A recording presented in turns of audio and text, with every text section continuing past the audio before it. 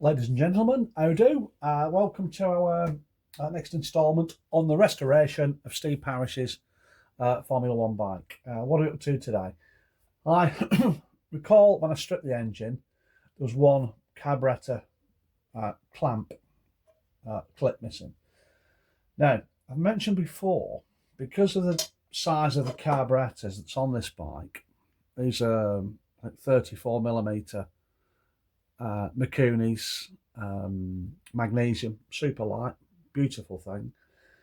They're difficult to fit. I've got the other side on. How I did it, I'm going to go into on the next video. But either way, I knew when I got the bike, there was one clip missing.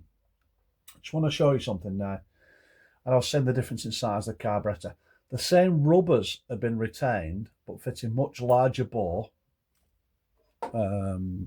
carburetors, much larger bore. So they're really difficult to get in here. But the other thing is, what Dave Johnson did was to modify the clips, because they've got to be opened up considerably. And what he did, well, I'll show you to start off. Let's have a little look. This is a standard carburetor clip. These are for the upper cylinders, the extended bar on. That's the standard size. Once you've forced this carburetor stub into the rubber, it expands considerably. So that size clip will no longer work. You need a much larger clip. So this is the one that's fitted, and you notice there's a considerable difference in diameter. So we had a clip missing. What am I going to do? You know, I'm all about originality. I don't have the original clip. So the best I could do was, just bear with me a second, is to see what Dave Johnson did. And effectively, he used a couple of carburetor clips. Okay, to cut them up and join them to make a much larger diameter clip. So I had two original clips around, and I did exactly that. So I've cut them, shut them to increase the diameter of it, and you can see there it's not too bad. I used a MIG on it, which it's quite thin material, but it did the job. And that's very similar to how the other clips look. So now that can go on here safely.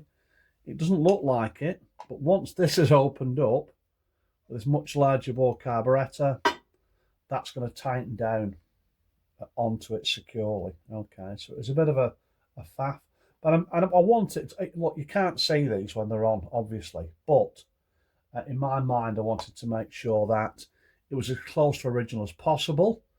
And you can see the welds on that Dave Johnson did. That's a weld on mine. Yeah, this is probably slightly better. But anyway, you get the idea. So we've increased the diameter of a standard clip to work with the much larger carburetors. I've got a technique now for fitting these into here. It doesn't look like they're going to go in because there's a massive difference in diameter. So the next video will show you how I did that. It was still a struggle, but it was the only way I could find to do it. I looked at a few options, but anyway, we'll come back to that. Hope you enjoy the video.